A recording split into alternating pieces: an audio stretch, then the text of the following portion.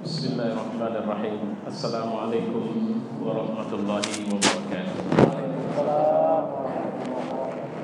Alhamdulillahirabbil alamin wassalatu wassalamu ala asyrofil anbiya'i wal mursalin wa ala alihi wa sahbihi ajma'in. Qala fil Qur'an a'udzu billahi as-sami'il 'alim minasy syaithanir rajim. Bismillahirrahmanirrahim. Wa amma man khafa maqama rabbih wa nahan nafsa 'anil hawa fa innal jannata hiyal ma'wa. Ada dua kata kunci kalau kita ingin masuk dalam surga Allah dalam ayat ini di surat An-Nazi'at ini. Pertama, khafa maqama rabbih. Kalau pakai bahasa yang saya pakai dengan terjemahan bebas, kita tahu diri di hadapan Allah. Kalau kita tahu diri, kita nggak akan sombong, kita nggak akan riya. Bahkan bisa beribadah pun kita tetap merasa lembut hati kita, karena kita menyadari bahwa ibadah itu adalah karunia dari Allah Subhanahu wa taala. Kenapa? Maka Allah punya kedudukan yang tak bisa kita tandingi apapun yang kita punya. Karena sekaya-kaya orang, gak ada orang bisa punya dunia ini. Saya ulang sekali lagi, sekaya-kaya orang, tidak ada orang yang bisa punya dunia ini. Karena orang yang paling kaya di muka bumi, bahkan seorang raja atau kerajaan yang paling luas, belum pernah ada kerajaan yang meliputi seluruh punggung bumi ini yang dibawa kekuasaan. Belum pernah.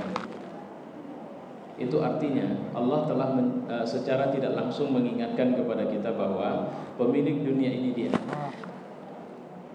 Ada orang bisa punya rumah besarnya satu komplek ini, tapi cuma komplek ini. Berapa sih luas wilayah komplek ini dibanding dengan luas wilayah kota Medan? Apalagi dibanding sama Deli Serdang misalnya, apalagi dibanding sama Sumatera Utara, apalagi dibanding sama Indonesia, apalagi sama bumi dan seluruhnya. Tapi disitulah anehnya, sering manusia ketika memiliki sedikit dan mengira dia sudah memilikinya, maka dia menjauh dari Tuhannya. Dia mengira dia sudah tidak butuh Tuhannya dalam hidupnya. Dia mengira dia sudah aman dari marah Tuhannya kalau dia melakukan apapun. Jadi yang pertama adalah khauf maqama rabbih. Yang kedua, apa yang membuat kita tidak bisa mendapatkan memahami atau membangun ma'rifat takut kepada kedudukan Tuhan? Wa nahan nafsa 'anil hawa. Dan menahan nafsu dari semua keinginan. Saya tidak bicara tentang orang-orang jahat, sudah tidak perlu kita bicarakan itu. Tadi ada orang, saya buka Facebook saya sambil sebentar. Apa beda Gatot sama Ahok? Saya jawab, Gatot Muslim, Ahok itu kafir. Selesai. Nggak akan bisa dibandingkan harganya.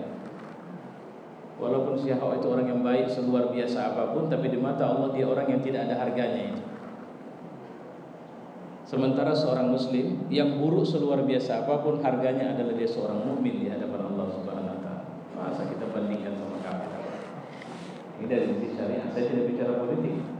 Saya tidak bicara masalah-masalah yang berkembang di masyarakat kita. Karena kalau itu, semua kita punya giliran punya masalah. Tinggal bagaimana sikap kita menghadapi masalah. Nah, saya ceramah ini di ujung Ramadan. Ramadan ini sebenarnya pelajaran besarnya adalah bagaimana kita bisa mengendalikan syahwat kita. Puasa itu bukan lapar haus. Puasa itu bagaimana nafsu kita tunduk sama maunya Allah. Dan itu berat. Berat kali. Bisa nggak mulai hari ini nafsu bapak ketika ada orang kasih duit sama bapak bilang, ini uang apa? Kami dalam rangka kemarin Pak, kami kan ada ngambil proyek mama bapak umum. Coba. Kenapa? Kalau kau tanya sama nafsuku, maka nafsuku mau kali dengan uang ini. Kalau tanya apakah aku punya kebutuhan dengan uang ini. Tapi Tuhanku tidak kasih aku ambil uang ini. Kau bawa pulang. Itu orang yang sudah berhasil lulus menahan nafsunya. Siapa contoh orang yang berhasil lulus menahan nafsu dalam hidup?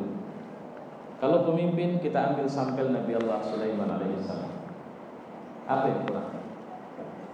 Dia tidak cuma memimpin manusia, tapi dia juga memimpin jin, binatang, tumbuhan. Dia memiliki kekuasaan yang nyaris mutlak. Angin dia bisa atur. Ifrit itu jin yang kelas payah diatur itu bisa diatur. Sombongkah Sulaiman? Tidak, satu kata. Hada min fadli Rabbi liyabluwani aashkur am akfur. Ini adalah keutamaan dari Allah. Ini kelebihan yang Allah kasih. Dia sebut Allah kasih liyabluwani, cuma untuk menguji aku ini. Hebat rumah bapak besar kali. Hada min fadli Rabbi. Ini cuma ini ujiannya dari Allah. Itu bahasa yang muncul dari orang yang mendapat kenikmatan yang kita sudah sangat kagum terhadap. Tapi kalau kita jawabannya hebat bapak ya, rumahnya besar, biasa nih. Siapa lebih besar? Dia jauh lebih sukses dari saya. Nabi Sulaiman, dia mengucapkan satu kalimat, aashkur am akfur. Apakah aku bisa mensyukuri nikmat ini atau aku kufur? Ketika dia ketemu dengan rakyat yang paling tidak perlu diperhatikan, semut. Ketika semut lewat tentara Sulaiman, dan kemudian semut mengatakan, ya ayuhan namanu udkhulu masakinakum, wahai sekalian semut masuk. Fatabassama dhahikan biqauliha. Maka Nabi Sulaiman tersenyum dan tertawa mendengar ucapan semut ini. Artinya respon seorang pemimpin yang berada di puncak tertinggi, ternyata dia masih perhatian dengan semut yang bicara, dan dia menghentikan pasukannya untuk tidak melewati perkampungan semut itu sehingga tidak mengganggu mereka. Apa yang kemudian muncul dari kalimatnya? Sombong tidak. Rabbi auzi'ni an ashkura ni'mataka allati an'amta alayya. Wahai Tuhan, kasih aku nikmat untuk bisa mensyukuri nikmat yang Kau kasih sama aku. Nah, ini nafsu yang sudah tak terganggu lagi. Inilah muttaqin. Kalau seks, Quran juga bicara contohnya. Nabi Yusuf alaihissalam. Kalau kelas-kelas kita, saya khawatir itu perempuan yang ketangkap di hotel kemarin yang harga sontainya 80 juta itu bisa buat goyang kitanya itu. Kalau sempat satu malam dia sama kita. Cobalah. Ini mohon maaf ya ibu, jangan marah sama saya dulu ya. Ini suami-suami ibu ini tinggal satu malam di satu kamar, perempuannya pakai sok pendek, bajunya akal-akalan. Enggak dia apa-apain sama perempuan itu, cuma sekamar aja malam. Ibu percaya nggak suami ibu akan soleh keluar malam? Berat rasanya. Nabi Yusuf itu menghadapi seorang perempuan yang cantik, sedang matang usianya, tidak genit. Zulaikha itu bukan perempuan genit. Itu perempuan rumahan, cantik jelita, bangsawan, bukan miskin. Suaminya pembesar negeri. Hari-hari Yusuf alaihissalam ketemu sama dia, Zulaikha juga ketemu sama dia. Ini sama-sama orang baik ini sebenarnya, bukan orang buruk ini. Tapi syahwat itu bisa. Zulaikha tidak sanggup menahan nafsu. Saya mau tanya, apa Yusuf sanggup menahan apa? Apa Yusuf tidak tergoda sama Zulaikha? Tergoda. Kenapa? Apa bukti tergoda? Nanti coba baca surat Yusuf, itu rentetannya. Ada keinginan Yusuf mau, tapi apa yang dia tuduh? Kalau mau dibilang, wa ma ubarri'u nafsi, bukan nafsi. Aku berlindung kepada nafsunya Tuhan, bukan nafsuku. Kalau aku ketemu perempuan begitu, dia menyerahkan dirinya, marilah berzina denganku, aman, ku garansi, ring 1, ring 2 udah steril lah ku buat, tak ada yang bisa mengganggu. Mungkin hari pertama saya masih bisa bilang astagfirullah, itu hari pertama. Hari kedua udah lupa. Atau mungkin jam pertama saja, jam selanjutnya sudah hilang istighfar. Orang aman kemana apalagi tidak. Tapi Rabbi sijni ahabbu ilayya. Kalau memang ternyata ya gimana, walaupun dia sudah bilang aku berlindung kepada nafsu, karena nafsu mengajak kepada yang buruk. Tapi apa kata Yusuf? Kayaknya nggak bisa bertahan di rumah ini walaupun sesoleh apa. Ini Nabi loh Pak, bukan kelas kita ya. Sesoleh apapun berat, tetap saja Zulaikha jadi ujian. Apalagi sudah ketemu kelemahan Zulaikha. Apa kelemahannya? Dia mau sama Yusuf. Saya bisa sabar, saya bisa tolak. Maaf ya Bu, kita orang beriman, saya tidak mau. Tapi saya sudah tahu ibu naksir sama saya. Kapan saja kalau saya mulai, ibu mulai lagi. Maka dibilang Sulaiman, Rabbi sijni ahabbu ilayya. Kalau begitu penjara lagi. Kenapa? Di rumah ini istana, tapi mengganggu iman. Bagus aku di penjara. Itu bahasa takwa. Mampu gak kita bertakwa? Kalau bertakwa di masjid, saya pikir banyak orang maling pun bisa soleh di masjid. Persoalannya bertakwa di lini hidup. Bapak polisi, bagaimana bertakwa di situ? Bapak jaksa, bagaimana Pak Hakim? Tolong bantu saya Pak Hakim. Pokoknya aman beres. Apa yang aman ini? Adalah bisa saya siapkan. Maksudnya apa? Satu kapling di surga. Kalau kau bisa siapkan satu kapling di surga, aku bantu kau. Tapi kalau kau tidak bisa siapkan satu kapling di surga, mohon maaf, apapun yang kau kasih, jangan ganggu keputusan yang akan kau buat. Nah, itu baru hakim bertakwa. Kira-kira mudah atau berat Pak?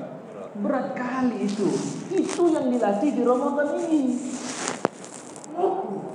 Wa nahan nafs itu artinya apa? Melarang nafsunya anil hawa, dari sesuatu yang dari hasrat. Kalau mau diartikan bebas. Dan kita ini semua punya masalah masing-masing, tidak sama. Ada orang yang tidak goyang pada harta, tidak goyang pada perempuan, tapi dia goyang pada kemuliaan posisi hidup. Bahkan di akhirat itu kata Nabi, ada 3 orang nanti yang Allah tuduh mereka sebagai pendusta dan tidak ada surga untuk mereka. Mereka masuk dalam neraka Allah, padahal di dunia kita sebut mereka adalah orang-orang baik kita. Siapa? Yang pertama Ustaz. Bagaimana ilmu yang sudah kau kasih kepadamu? Alhamdulillah Tuhan, semua hari gunakan untuk dakwah. Kena kaca pun kakiku masih bilangnya udah saya contohnya yang lain ya. Nah, misalnya udah sakit pun aku masih tinggi juga nih aku berdakwah Tuhan. Alhamdulillah jutaan orang telah berubah karena mendengar tausiahku. Orang jahat berubah baik, orang maksiat berubah tobat, orang bengkok berubah lurus. Aku hanya berharap ridhomu. Apa kata Allah? Dusta. Sampai kali hidup itu hari-hari didedikasikan untuk dakwah, ngurus pesantren, ngurus agama, ngurus masjid. Tidak ada yang diinginkan. Semua orang pun nyebut dia ustaz, dan semua orang melihat dia habis kerjanya cuma untuk itu. Tapi Allah bilang dia pendusta. Coba bayangkan. Sakit kali hidupnya kayak begini. Orang kedua, di mana harta yang kau kasih?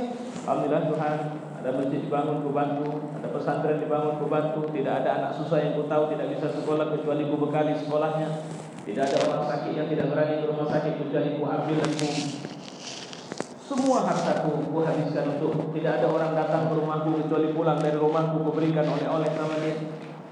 Semua orang alhamdulillah tidak ada yang luput dari perhatianku kecuali ku berikan bantuan dari harta yang kau titipkan kepadaku ya Allah. Apa kata Allah?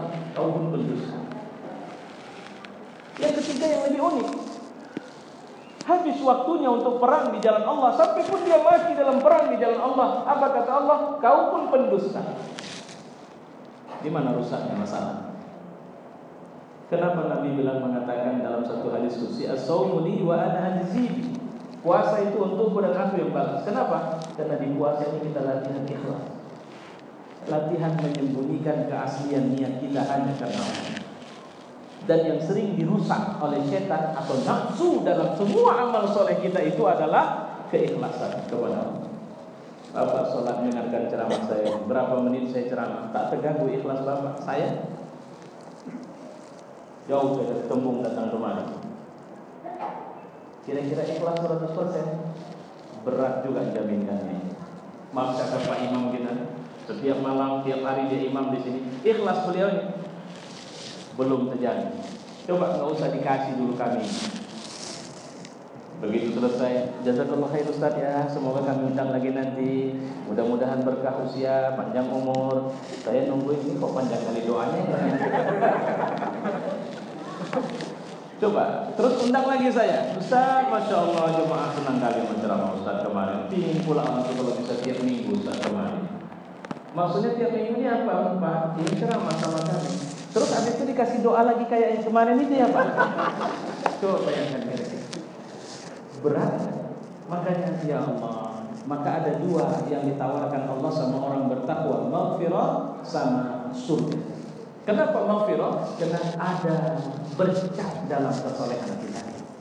Tidak siul. Apa berkah yang saya maksud? Bisa riya, bisa ujub, bisa kehilangan, hancurnya keikhlasan. Apa yang membuat hancur keikhlasan? Senang dipuji sebagai ulama, senang dibilang orang soleh, senang dibilang orang yang pemberani dan mati syahid. Maka di luar Ramadan Allah ingatkan kita dalam satu hadis Nabi, kawaladathu ummuhu Orang yang di luar keluar dari Ramadan ini seperti lahir dari rahim ibunya. Ibu ada nggak setelah melahirkan anak ibu terus bilang ini kalau tahu lah begini beratnya, udah berpikir mati di waktu itu. Ada nggak ibu yang buat pembukuan susu sekian, popok sekian, baju sekian, ada nggak? Sehingga nanti begitu anak sudah mulai kerja, kau tanda tangan di surat perjanjian kau sama Mak Nihan. Kau harus pulangkan semua biaya membesarkan kau. Ada? Tidak ada. Bahkan anak yang sudah bisa bangun istana pun emaknya bilang aku tidak mau tinggal di situ. Kenapa? Aku nggak ngerti tinggal di rumah yang kayak begitu. Aku lebih suka tinggal di rumah. Jadi ibu tidak bahagia dengan anak ibu sudah sukses. Bahagia itu bukan bagaimana aku harus mengecap apa yang dia, tapi bahagia itu di hati. Aku tidak tuntut apapun dari dia. Aku tidak cukup senang kalau dia senang. Maaf ya, saya tidak tahu tapi mohon maaf. Ada orang tua yang membesarkan anak cacat. Idiot. Coba bayangkan. Biasanya, padahal saya pernah lihat orang tua yang anaknya sampai usia dewasa hanya ada di atas tempat tidur, makan disulang, buang air harus kayak anak bayi. Tapi sayangnya luar biasa mereka. Tahu kenapa? Karena kalau mau belajar ikhlas, tengok cara orang tua bersama anak. Satu-satunya amal yang kita nggak perlu diajari dan ternyata kita bisa ikhlas adalah membesarkan atau mendidik anak kita. Padahal kalau ditanya, apa keuntungan? Tidak produktif itu manusia. Dari lahir sampai meninggal cuma tergeletak di atas tempat tidur, tidak produktif itu. Tidak menghasilkan, malah buat pengeluaran lebih banyak. Tapi kenapa ada kasih sayang lebih tinggi? Itu rahasia yang dikasih Allah sama kita. Maka bagaimana kita keluar dari Ramadan? Jangan hitung-hitung seberapa amal yang sudah kita buat. Takut dan sibukkanlah kita dengan amal yang belum kita buat, tapi mungkin bisa menghancurkan kita dalam perjalanan setelah Ramadan. Apa itu? Ikatan nafsu yang luar biasa merusak kita. Makanya Idul Fitri itu seperti bayi baru lahir. Lahirnya bagaimana? Lahirnya bersih. Bersihnya bagaimana? Tanpa bercak dosa lagi. Tapi siapa yang membuat dosa? Nafsu kita sendiri. Mulai malas ke masjid, mulai tidak baca Quran, mulai tidak mulai berkilah lagi kalau ngasih sumbangan dan macam-macam. Semoga Allah jaga kita dari semua masalah itu. Dan semoga Allah jadikan kita hamba Allah yang soleh dan akhirnya menerima surga Allah Subhanahu wa taala. Jangan ada yang berkhayal enggak apa-apa masuk neraka. Neraka itu berat sekali, berat, sangat menakutkan. Minta kepada Allah di sisa Ramadan ini, ya Tuhan, aku memang tidak benar. Malu pun aku mengungkap segala aib dosaku di hadapan-Mu, tapi aku tidak mau masuk dalam neraka. Semoga Allah jadikan kita, mudah-mudahan kita ini sudah dapat ID pasti masuk surga. Cicil aja harga surganya di sini dengan amal soleh yang kita lakukan. Saya pikir itu Allah alam bisawab. Saya mohon maaf kepada jemaah, saya masih berat untuk bisa sholat. Bahkan di rumah pun anak-anak kalau sholat ngajak jemaah, saya sholatnya begini sebenarnya. Tadi tak saya tengok ada kursi. Maunya perlu juga Bapak? Oh, tak nampak. Setengah mati kan saya jadi. Enggak lah, enggak sampai setengah mati. Sakit. Assalamualaikum warahmatullahi wabarakatuh. Waalaikumsalam.